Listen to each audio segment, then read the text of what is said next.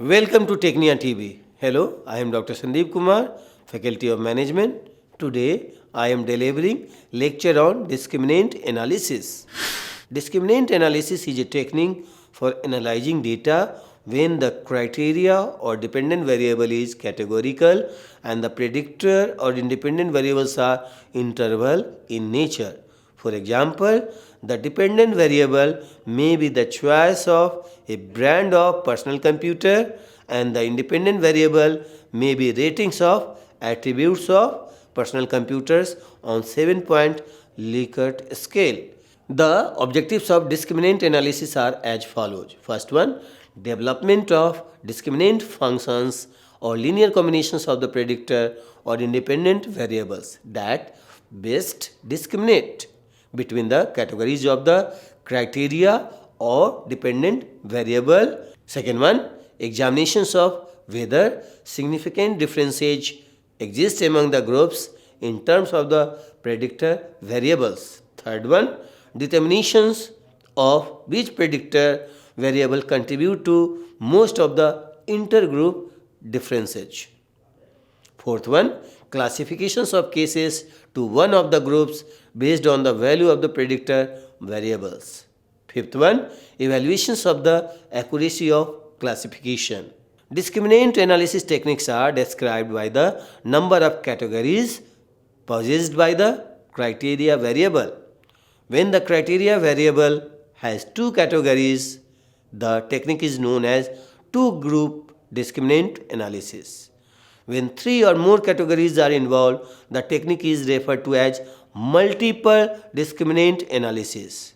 The main distinction is that the two-group case it is possible to derive only on discriminant function, but in multiple discriminant analysis, more than one function may be computed. Examples of discriminant analysis abound in marketing research. These techniques can be used to answer questions such as the following. First one, in terms of demographic characteristics, how do customers who exhibit bank loyalty differ from those who do not?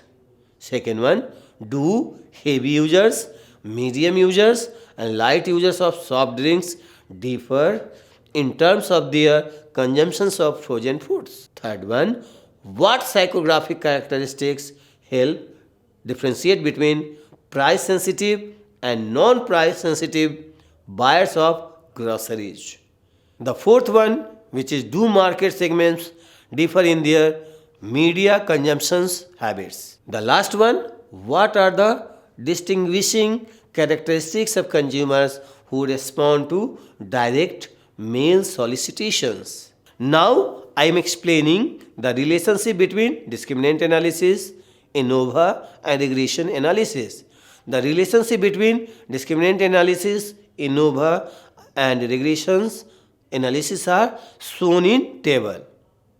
We explain these relationships with an example in which the researcher is attempting to explain the amount of life insurance purchased in terms of age and income. All three procedures involve a single criteria or dependent variable and multiple predictor or independent variables. The nature of these variables differs, however. In analysis of variance and regression analysis, the dependent variable is metric or interval scale, here which is mentioned as amount of life insurance purchased in rupees, whereas in discriminant analysis it is categorical, that means amount of life insurance purchased classified as high, medium or low. The independent variables are categorical in the case of analysis of variance. Here age and income are each classified as high, medium or low, but metric in the case of regression and discriminant analysis, which is mentioned here, age in years and income in rupees, that is both measured on a ratio scale. You will find this in the table. Two-group discriminant analysis in which the dependent variable has only two categories is closely related to multiple regression analysis. In this case, multiple regression in which the dependent variable is coded as a 0 or 1 as dummy variable, results in partial regression coefficient that are proportional to discriminant function's coefficient. Now I am explaining the discriminant analysis model concept. The discriminant analysis model involves linear combinations of the following form: D equal to B0 plus B1 x1 plus B2 x2 plus B3 x3 plus Bk xk, where D equal to discriminant score, B equal to discriminant coefficients or weights, and x equal to predictor or independent variable. The coefficients or weights B are estimated so that the groups differ as much as possible the value of the discriminant function. This occurs when the ratio between group sum of squares to within group sum of squares for the discriminant score is at a maximum. Any other linear combinations of the predictor will result in a smaller ratio.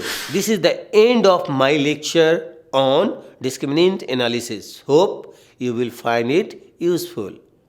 Watch more lecture on research methodology or business research on Technia TV. So subscribe and watch Technia TV. Thanks a lot.